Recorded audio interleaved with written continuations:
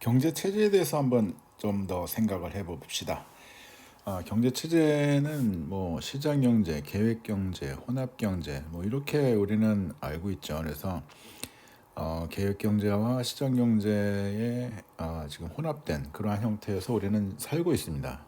완전한 시장 경제도 없고 완전한 계획 경제도 없는 그러한 상태죠.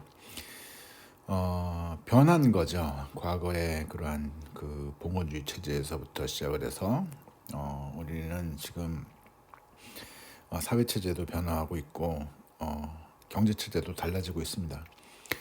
근데 이 혼합 경제를 우리는 지금 받아들였다기보다는 혼합 경제로 옮겨갈 수밖에 없는 그러한 상황이 되었던 거였죠. 과거에 시장 경제를 주장하던 사람들도 정부의 역할이 굉장히 중요하고 어떠한 계획이 필요하다. 경제개발 5개년 계획이라는 것이 사실은 계획 경제 측면에서 우리가 지금 활용했던 그러한 방법이니까 그렇다. 계획 경제를 갖고 있는 그러한 그 사회주의 경제도 시장 경제를 받아들여서 사유화를 인정해주고 시장에서 거래가 되는 그러한 것들을 보고 이제는 어디가 더 시장 경제 같은지 구분하기가 판별하기가 어렵다. 사회주의가 더 시장 경제 같은 뭐 이러한 모습을 보이지 않느냐 뭐 이렇게 주장을 하는 사람들도 있습니다. 규제를 보면서 한국의 규제 상황을 보면 규제가 너무 심하다. 오히려 중국이 우리보다 더 지금 규제가 더 완화되어져 있는 그런 상황 아니니? 뭐 이렇게 얘기하면서 과연 누가 사회주의고 누가 이 시장 경제를 추구하는 그러한 경제 체제이냐? 뭐 이런 얘기를 하는 사람들도 있습니다. 하여간 지금 우리는 혼합 경제를 받아들이고 살고 있는데 때로는 계획 경제 체제에 그 영향이 더 큰 그러한 나라도 있고 때로는 시장 경제 체제에 뭐 더 줄을 두고 있는 그러한 나라들도 있죠. 미국 같은 경우도 시장 경제라고 하는 대표적인 그러한 국가인데 여기에서도 지금은 정부 주도의 어떠한 그 정부의 역할이 점점 더 강해지는 뭐 예를 들면 반도체 산업 같은 경우도 그렇고 전략 산업들 뭐 미국으로 다시 유턴하게끔 만들어 나가는 그러한 일들을 우리가 보고 있지 않습니까? 그러니까 우리는 이제 그 혼합 경제에서 살고 있는데 과연 미래의 경제 체제는 혼합 경제로 계속 이어져 갈까? 또 어떻게 변한다 그러면 과연 어떠한 그러한 요인들이 달라지게 만들까? 이런 걸 한번 생각을 해보자라는 거죠. 일단은 시장 경제가 나오게 됐던 그러한 배경에는 우리는 지금 그 산업혁명이 있었습니다.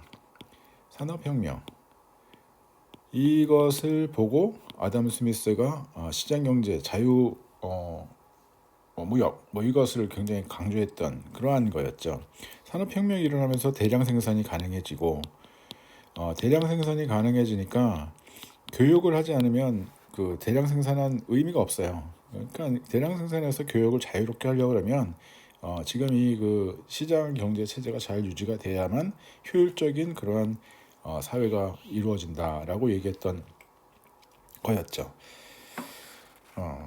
계획 경제 같은 경우는 사실은 자유주의 이러한 경제와는 다르게 우리가 마르크스 레닌 뭐 이렇게 이어져 오면서 사실은 사회주의 체제의 어떠한 철학적인 그러한 측면으로 이 사람들이 받아들이다가 정치적인 어떠한 것으로 이용한다 사용하게 되는 사용한다 하여간 접목시키는 뭐 이런 것들로 우리는 볼 수가 있다 이거죠. 사실은 뭐 이쪽도 마찬가지예요. 둘 다 똑같죠, 그죠? 혼합 경제를 우리가 생각을 하다 보면 과연 이 혼합 경제라는 것이 가장 그 효율적인 그러한 체제인가? 뭐 이런 것들을 한 번쯤은 생각해 볼 만은 해요. 이게 과연 이게 효율적인가?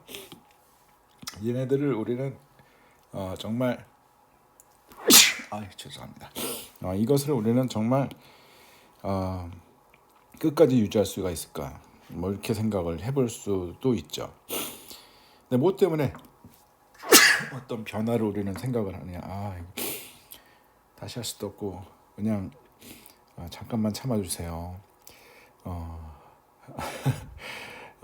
이제 뭐 어떤 경제의 변화가 나타나려면 세계 경제 질서가 변화하려면 어떠한 급변하는 그러한 상황들이 보여야지 된다라는 거죠. 보였죠 지금. 기술 발전, 4차 산업혁명, 뭐 데이터, 연결성, 다품종 소량 생산, 뭐 이런 것들이 다 가능한 그러한 그 세상이죠. 그래서 우리는 뭐 로봇도 만들고 로봇 이용하고 AI가 활용되어질 수 있고 자율주행도 가능한 뭐 이러한 세상을 우리는 살고 있다 이런 얘기입니다. 그와 동시에 나타나는 게 이 기술 발전과 동시에 나타나는 게 갈등입니다. 지금 굉장히 좀 그 격렬하게 갈등하는 그러한 모습들을 많이 보죠. 미국과 중국, 미국과 러시아, 중국과 대만, 뭐 유럽 국가들, 뭐 또는 중동에 있는 국가들, 뭐 남미에 있는 국가들 어디를 보더라도 국가 내에서건 아니면 국가 간에 갈등이 굉장히 좀 심각한 그러한 상황으로 보여지기도 합니다. 교육이 불안정해지는 그러한 모습 보죠, 그죠? 전략 산업이라고 한다면 모두 다 자국 내에서 생산해라, 뭐 이렇게 해외에 있는 뭐 저기 뭐야 주요 기업들도 우리나라에 와서 생산해라. 이러한 일들 우리가 많이 보죠.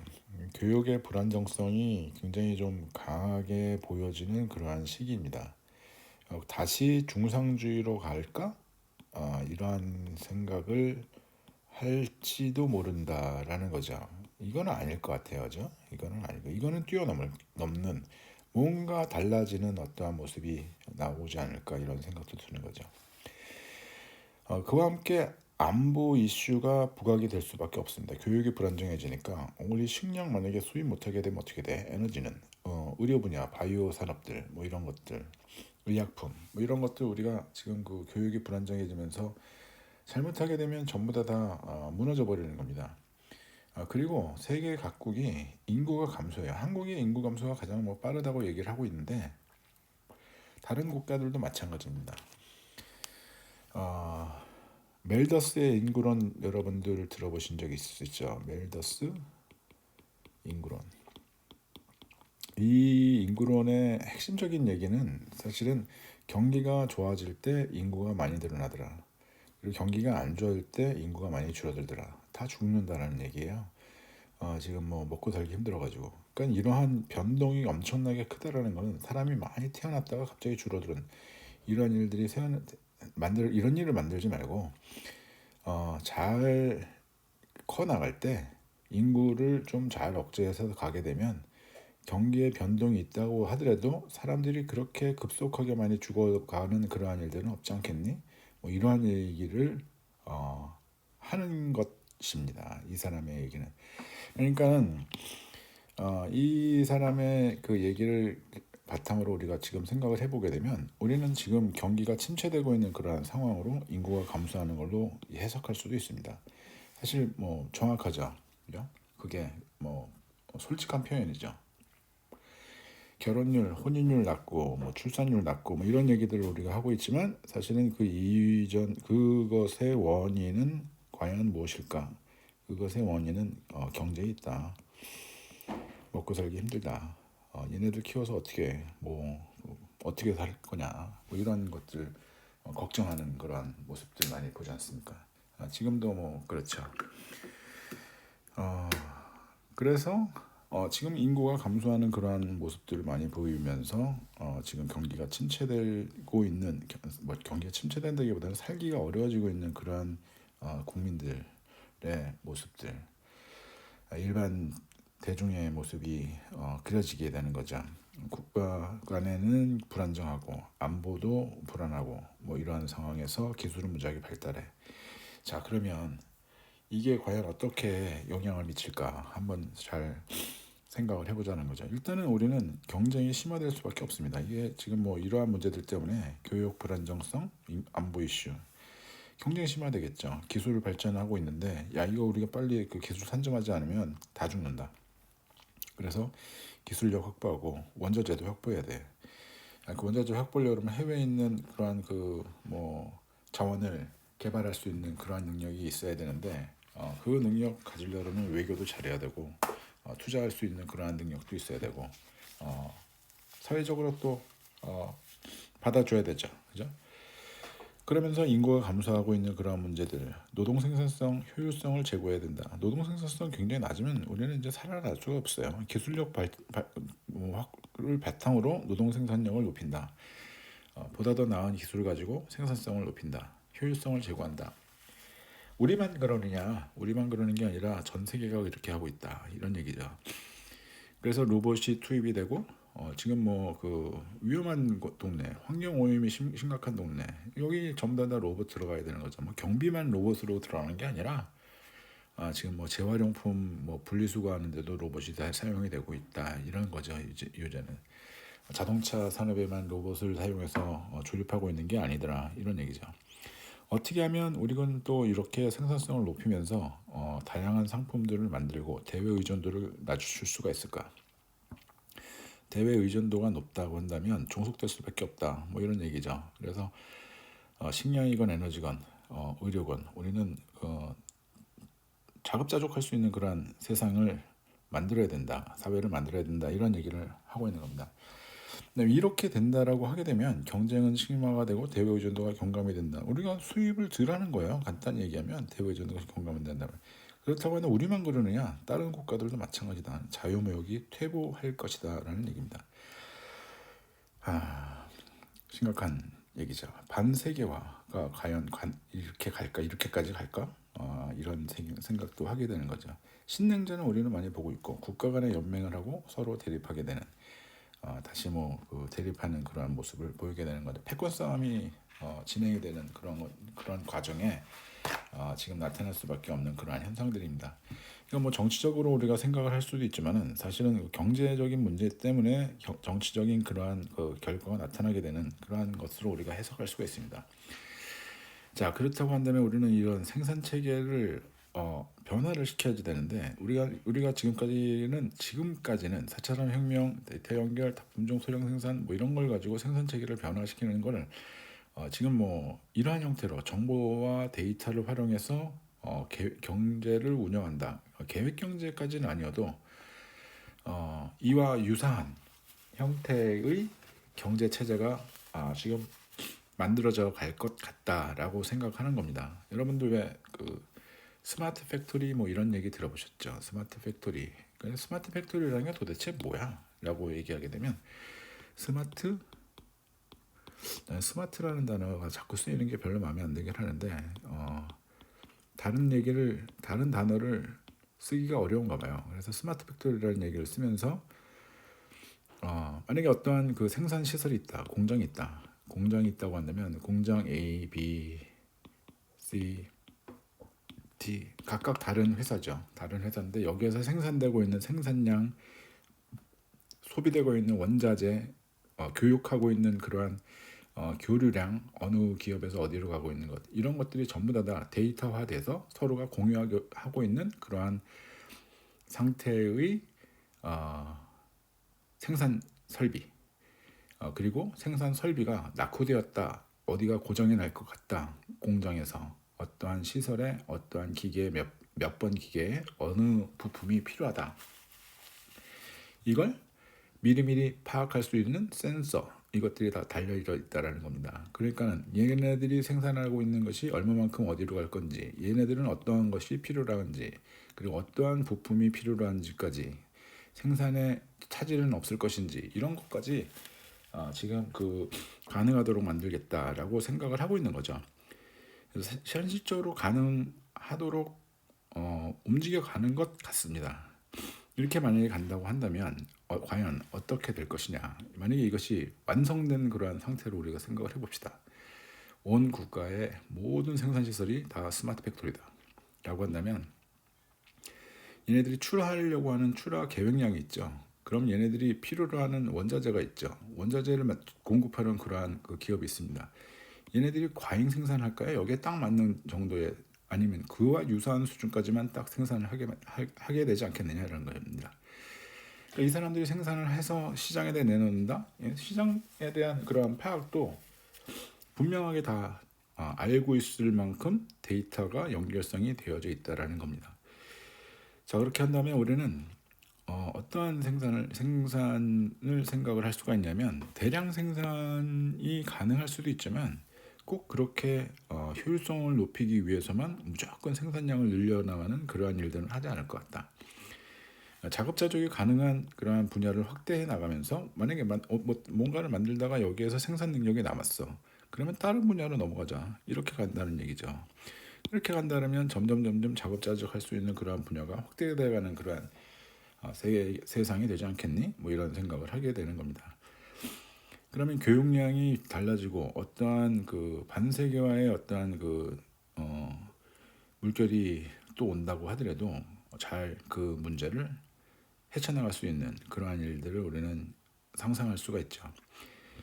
만약에 정말로 이러한 형태로 계속해서 움직여간다라고 하게 되면, 과거에 우리가 갖고 있던 이 시장경제, 계획경제, 혼합경제 체제라고 하는 이러한 얘기들은 완전히 유물이 되어버릴 수도 있습니다. 뭔가 새로운 경제 질서가 만들어지고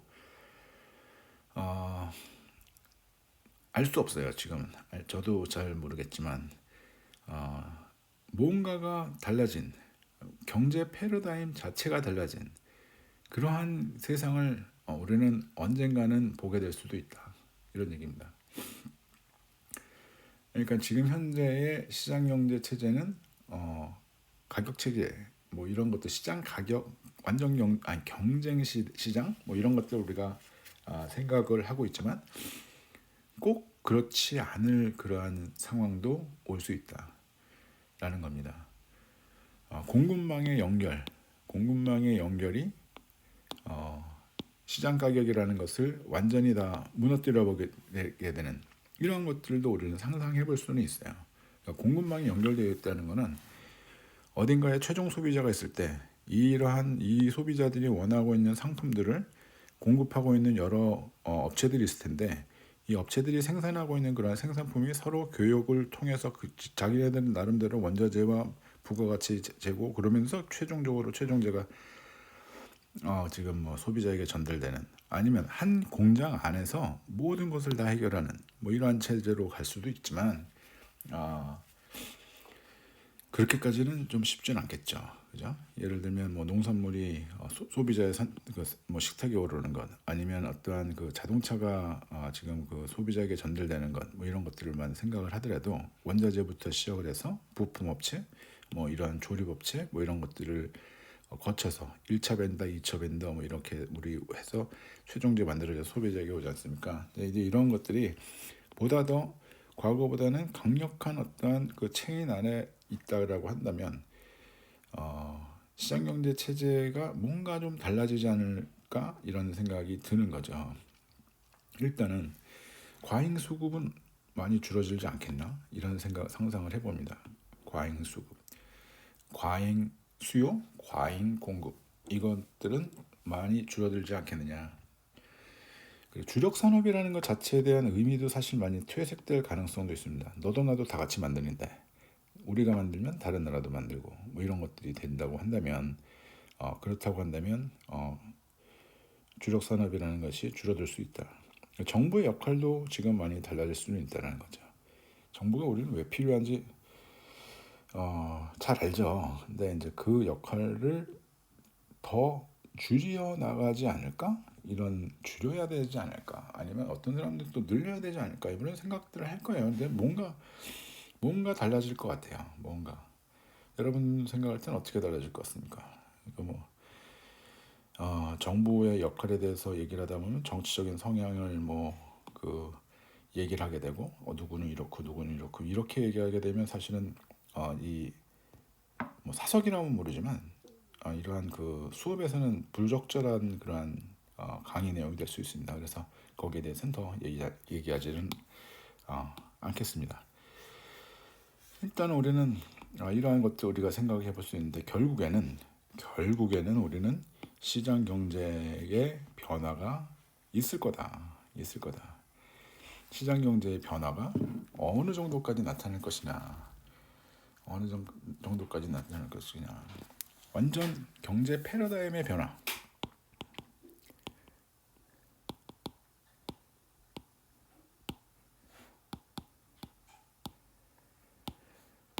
지금 현재 갖고 있는 시장 경제 패러다임에서 뭔가 다른 새로운 패러다임이 만들어지면 새로운 세상이 펼쳐질 것이다. 여기에 우리 후손들이 살게 될 거다라는 거죠. 이런 상상을 해봅니다. 이런 상상을 하게 되는 것은 지금 현재 너무나 많은 그러한 변화들이 있기 때문에 지금 4차 산업 기술적인 걸로만 하더라도 지금 엄청난 변화라고 우리는 생각을 하고 있는 거고, 생각보다 훨씬 더 빠른 속도로 기술이 보급되고 변화하고 있는 그러한 것들을 우리가 목격하고 있다라는 얘기입니다. 교육이 불안정하고 안보 이슈가 부각되고 있는 것은 갈수록 더 지금 과격해지고 있는 그런 것들을 보고 있고요. 인구 감소하는 것은 언제부터 얘기입니까? 2000년대 초반부터 우리는 계속 그런 얘기를 하게 됐었습니다. 자, 이제는 다시 1990년대에 그러한 그 자유무역이 세계화가 전 세계를 휩쓸고 가는 그러한 일들은 보기 어렵지 않을까, 그런 생각을 하게 됩니다. 뭔가 대량 생산을 해서 이 대량 생산한 것이 소비가 될 수 있는 그러한 소비체를 찾기 위한 시장 개방 압력, 이러한 것들로 우리는 과거의 그 90년대를 재해석할 수도 있습니다. 90년대에 지금 세계화,